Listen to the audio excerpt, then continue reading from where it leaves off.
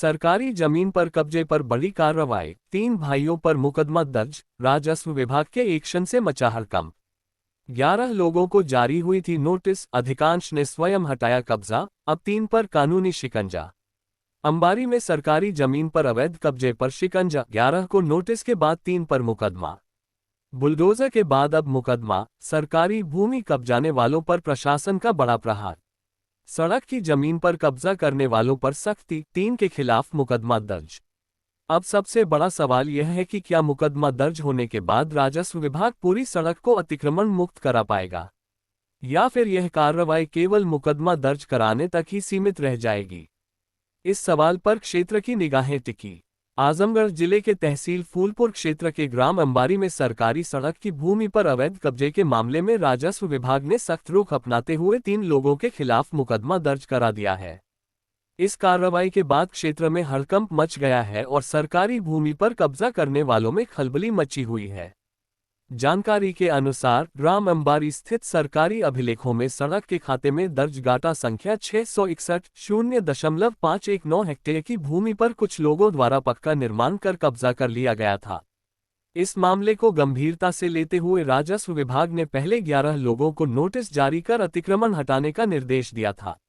राजस्व विभाग की सख्ती का असर यह हुआ कि नोटिस मिलने के बाद अधिकांश लोगों ने स्वयं ही सड़क की जमीन से अपना कब्जा हटा लिया। वहीं प्रशासन ने कुछ दिन पहले 3 मकानों पर बुलडोजर चलाकर अतिक्रमण हटाने की कार्रवाई भी की थी। इसके बावजूद ग्राम अंबारी निवासी अबूजेद, ओवैद और सैफ पुत्रगण परवेज द्वारा कथित रूप से कब्जा नहीं हटाया गया। इसके बाद एसडीएम फूलपुर अशोक कुमार के निर्देश पर हल्का लेखपाल गंगा प्रसाद भारती ने फूलपुर कोतवाली में तहरीर देकर तीनों के खिलाफ मुकदमा दर्ज कराने की मांग की। तहरीर में कहा गया है कि सार्वजनिक प्रयोजन की भूमि पर अवैध कब्जे के कारण लोक संपत्ति को नुकसान पहुंच रहा है और कई बार नोटिस दिए जाने के बावजूद आरोपितों ने कब्जा नहीं हटाया। लेखपाल की शिकायत पर फूलपुर पुलिस ने तीनों आरोपितों के खिलाफ लोक संपत्ति क्षति निवारण अधिनियम सहित अन्य सुसंगत धाराओं में मुकदमा दर्ज कर लिया है।